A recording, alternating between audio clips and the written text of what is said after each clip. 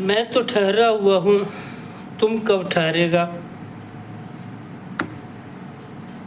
ये एक प्रसंग है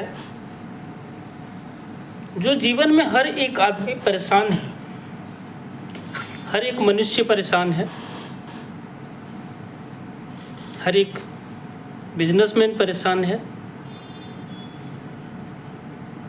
चाहे वो कोई भी हो,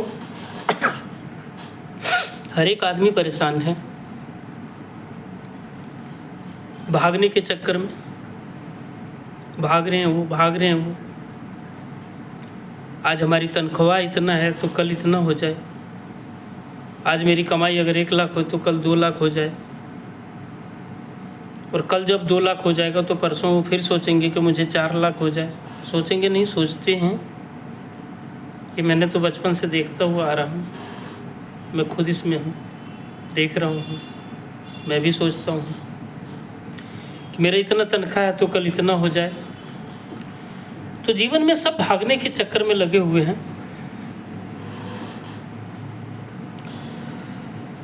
संतोष नाम का चीज नहीं हो पा रहा है किसी को कि हम संतोष करें। संतोष उस दिन हो जाएगा जिस दिन वो प्रॉपर बैठ करके गीता को पढ़ेंगे। अगर गीता को सचमुच वो पढ़ लिए प्रेम से बैठ करके, भगवान कृष्ण हो या भगवान राम हो या उनके भक्त हनुमान जी के सामने सिर्फ पैर हाथ मुंह धो करके कपड़ा चेंज करके अगर वो गीता को पढ़ लिए अच्छे से, तो 100% है, गीता में वो ताकत है कि वो चेंज हो जाएगा। फिर भागने के पीछे वो नहीं जाएगा।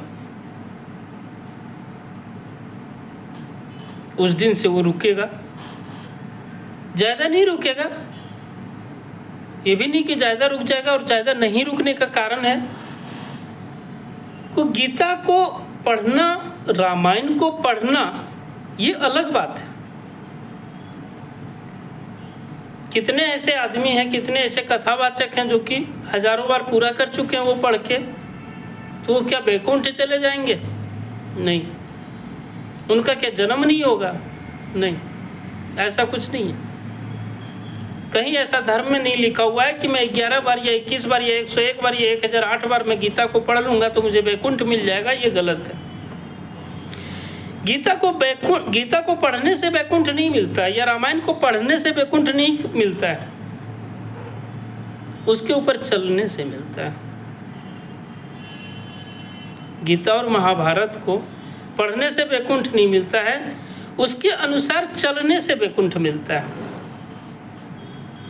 अगर हम किसी संत या महात्मा से या किसी कथावाचक से, या घर में कोई पढ़ रहा हो और मैं कहीं से कान लगा करके सुन रहा हूँ मैं, और वो सुन करके अगर उस रास्ते पे हम चले जिस रास्ते पे कृष्ण चले थे, भैया बलराम चले थे, भगवान राम चले थे, भैया लक्ष्मण चले थे, महात्मा भरत चले थे, भैया शत्रुघ्न चले थे, अगर उस रास्ते पे हम चलें सिर्फ रामायण को सुन के, तो वो बैकुंठ जा सकता है। उसका इस धरती पे फिर दोबारा जन्म नहीं होगा। लेकिन पढ़ने से कोई अगर कहेगा कि मुझे बैकुंठ मिल जाए कि मैं 10 बार पढ़ चुका हूँ, तो ये गलत है। तो इसलिए जो है सो संतोष पूरा नहीं होगा उसको, लेकिन वो कुछ हद तक रहेगा, कुछ तो चेंज हो जाएगा उसका। जो रात दिन हम भाग रहे हैं वो चेंज हो जाएगा। उसका मस्तिष्क जो है वो शांत हो जाएगा बहुत हद तक। तो इसलिए सब कोई भाग रहा है, चाहे वो जानवर हो। आप बकरी के ही सामने रख दीजिए, कितना भरपेट खाना खिला दीजिए उसको, और फिर सामने ला करके दुबिया घास हरी हरी ताज़ा ताज़ा ला करके रख दीजिए उसको, फिर मुंह मारना वो चालू कर देगा। भले ही नहीं खाएगा, थोड़ा सा खाएगा, मुंह मारना चालू कर देगा वो। उसको शायद ये नहीं पता है कि मुझे खाली हाथ जाना है, यहाँ से कुछ लेके नहीं जाना है। तो ये संतोष पाना बहुत ज़रूरी है आदमी को। इसी पे संत कहते हैं, मैं ठहरा हुआ हूं, तुम कब ठहरोगे। भगवान महात्मा बुद्ध मगध देश के जंगल में वो विचर रहे थे, जा रहे थे, और वो जंगल में भयानक राक्षस जिनका नाम अंगुलीमाल डाकू था वो रहते थे। तो अंगुलीमाल डाकू जो रहते थे उनका नज़र जो है भगवान महात्मा बुद्ध के ऊपर पड़ गया। भगवान महात्मा बुद्ध जा रहे हैं, अंगुलीमाल डाकू पीछे से देखा कोई इंसान जा रहा है। अंगुलीमाल डाकू रोका, रुक जाओ, चिल्लाया। वो महात्मा बुद्ध जो थे वो पीछे नहीं देखे।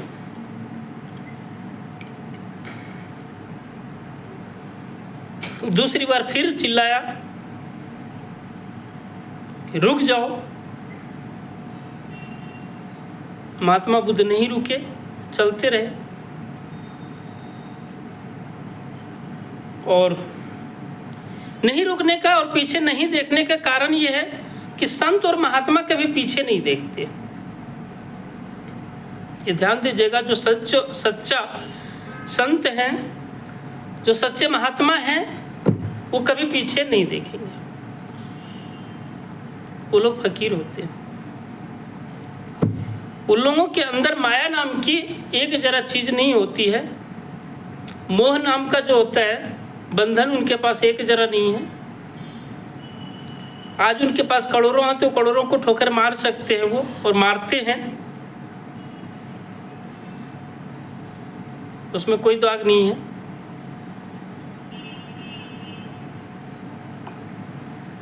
तो इसलिए वो पीछे मुड़ के नहीं देखते,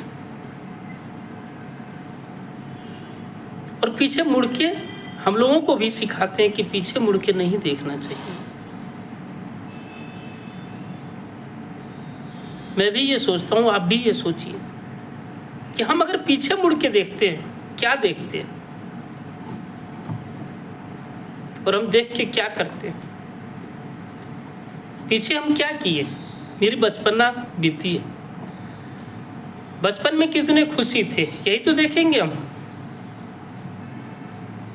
अच्छे अच्छे कपड़े मिलते थे, 10 गो कपड़ा होता था, क्रिकेट खेलने के लिए मिलता था, कोई रोकता नहीं, कोई टोकता नहीं, खाना आराम से मिल जाता था। सुबह भूख लगी नाश्ता, दोपहर में भूख लगी खाना, रात में भूख लगी खाना, फर्क कुछ नहीं पड़ता था। और जो गरीब थे वो बेचारा गरीबता से परेशान हुए, आगे बढ़ा। तो हम क्या देखेंगे पीछे, हम सुखी से यहाँ आए तो वो देख के हम आज हंसेंगे, क्या फायदा, हंसने से क्या होगा उससे।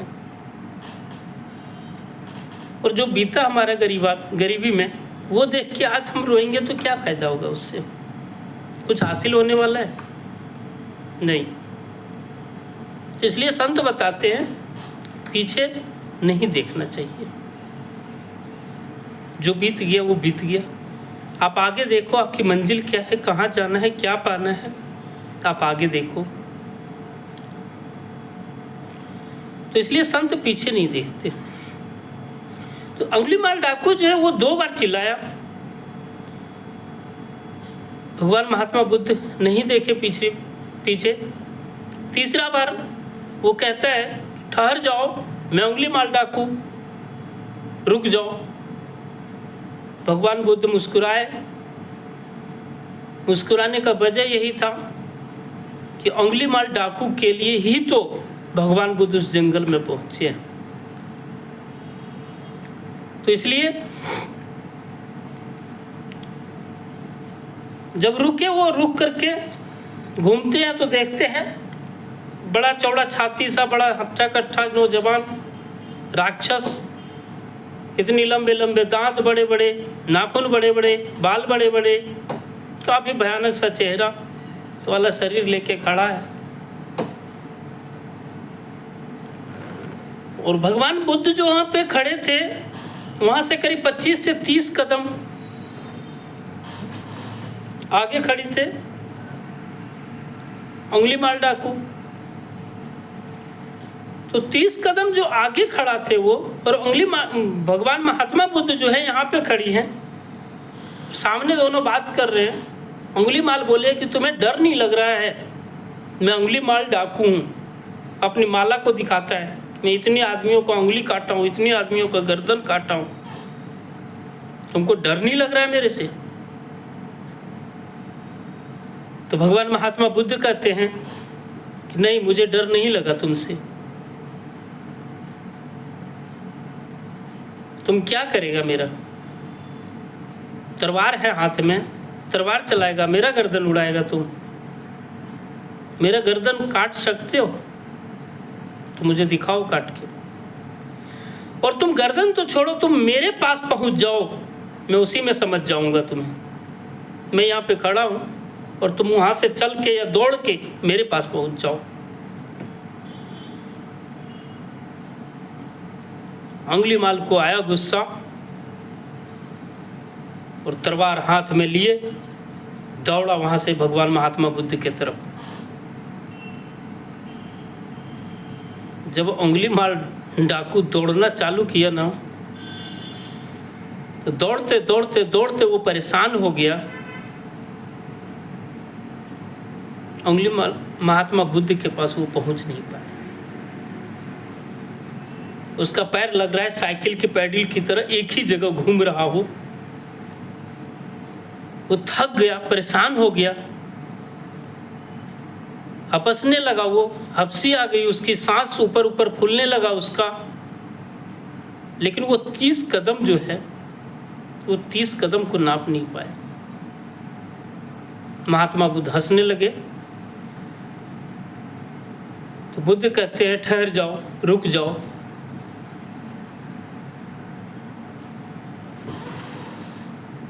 तो अंगुलीमाल डाकू रुक गए। भगवान महात्मा बुद्ध आगे बढ़े।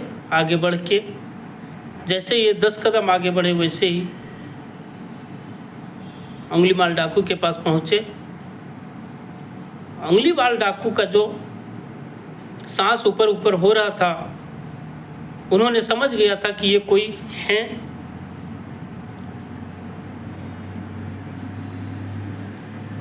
और इसलिए अंगुलीमाल डाकू के अंदर भावना पैदा हुआ। और जैसे डंडा को खड़ा कर देते हैं, खड़ा करके आप छोड़ देंगे तो साष्टांग धड़ाम से वो गिर जाएगा, वैसे ही अंगुलीमाल डाकू साष्टांग दंडवत जो होता है, साष्टांग दंडवत की तरह वो गिर गया भगवान महात्मा बुद्ध के पैर के ऊपर। और उठाए नहीं उठ रहा। भगवान बुद्ध को का जो पैर थे, उसके ऊपर इतना आंसू गिरा, उसका इतना आंसू गिरा, उनका पैर भीग गया था। तब महात्मा बुद्ध झुके, और झुकने के बाद माथे पे ऐसे ऐसे करते करते करते करते फिर उनको उठाए। और उठाने के बाद बोले रुक जाओ, अब तक जो हो गया हो गया, अब मत करो ये सब। तो अंगुलीमाल डाकू वो बोला कि प्रभु आप कौन हैं? बोला ये तुम छोड़ो, मैं कौन हूँ? तुम ये बताओ कि आज के बाद छोड़ोगे या नहीं। बोला आप अपने शरण में ले लीजिए मुझे, मैं सब कुछ छोड़ दूंगा, बट एक क्वेश्चन है प्रभु। भगवान बुद्ध बोले पूछो क्या क्वेश्चन है। तो तो आज तक मैंने जो पाप किया है, इतने गर्दन काटे हैं, इतनी उंगली काटे हैं हम, ये तो बहुत बड़ा पाप किए हम, बहुत पाप हुआ है मेरे से, ये क्षमा कैसे होगा प्रभु? तो बुद्ध हंसने लगे, बोले वो मेरे ऊपर छोड़ दो, आज के बाद तुम नहीं करोगे। तो हाँ प्रभु मैं नहीं करूँगा, आप मेरा शिष्य, आप अपना शिष्य बनाएंगे मुझे?